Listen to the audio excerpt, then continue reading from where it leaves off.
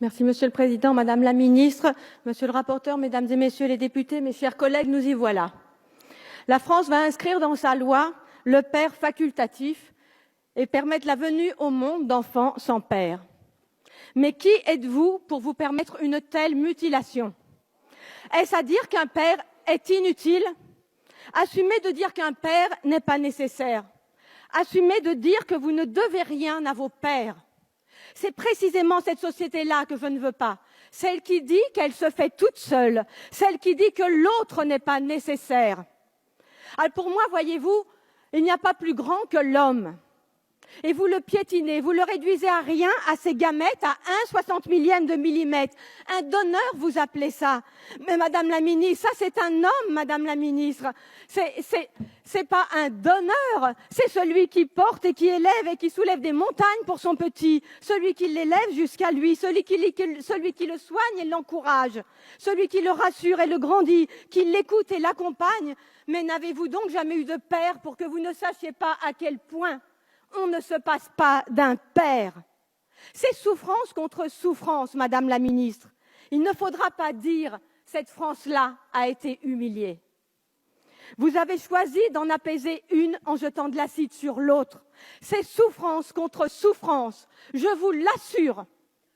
Bien sûr, une mère peut faire ça. Évidemment qu'une mère peut tout faire. Et alors? Faut-il donc séparer et supprimer les pères? C'est ce que vous faites, Madame la Ministre. C'est ce que vous faites, Mesdames et Messieurs les députés. Et j'espère que vous aurez conscience de la société d'élimination que vous créez. J'idéalise les pères, me dit-on. Mais n'idéalisez-vous pas les mères? 30% des maltraitances sont dues aux mères. Nous devons légiférer pour un corps social.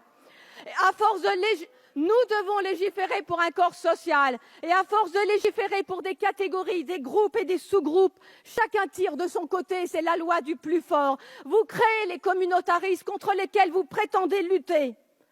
L'enfant est le témoin privilégié de la force de l'homme. Et lorsque l'homme devient père, cette force se transforme au service au plus petit. Lui seul peut apprendre ça à l'enfant et conjure ainsi la loi du plus fort. Et vous choisissez de faire sans eux, de ne prendre d'eux que ce qui vous intéresse, leurs gamètes, et de jeter le reste. Mais l'homme est un tout, Madame la Ministre. On ne prend pas que ses gamètes et jeter le reste.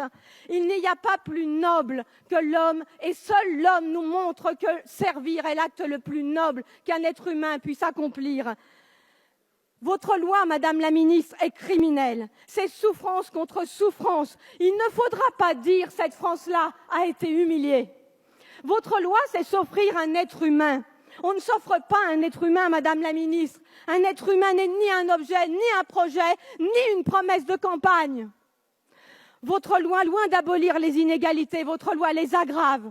Votre loi soulève des questions de marchandisation du vivant, d'eugénisme, de sélection, le dévoiement du sens de la médecine et la voie du design de l'enfant parfait comme nous le voulons que vous déverrouilliez. Au-delà des bornes, il n'y a plus de bornes.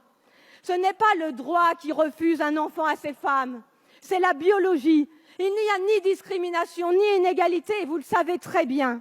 L'affirmer à longueur de médias, c'est mentir et manipuler l'opinion. La liberté si fièrement revendiquée n'est qu'une liberté de consommateur. Des Français accèdent au hard discount reproductif qu'il faudra reconnaître en France.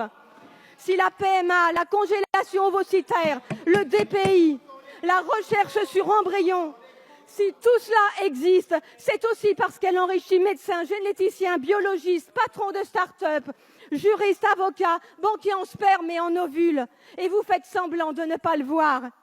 Aider l'autre, voyez-vous, et vous le savez, c'est l'aider à accompagner ses limites. C'est l'aider à accepter ses limites et vivre avec. Ce n'est pas dépasser le possible humain. On ne peut décemment pas destituer la figure paternelle au motif que des nouvelles familles apparaissent. Produire des enfants sans père est une atteinte aux droits de l'enfant. Donner à des enfants des parents toujours plus vieux n'est pas un progrès social. Donner une mère seule pour famille n'est pas un progrès social. C'est antinomique avec votre plan pauvreté, antinomique avec vos politiques d'aide à la famille. Et vous le savez très bien, comme vous savez que ce qui est vrai aujourd'hui n'est pas vrai demain, comme l'amour ou l'intention. Vous savez tout cela, mais vous cédez à la société gouvernée par ses seuls désirs. Vous cédez à la société gouvernée par ses aux frustrations et vous cédez à cette conquête de droit à l'infini, comme si la liberté s'y trouvait. Quelle leurre!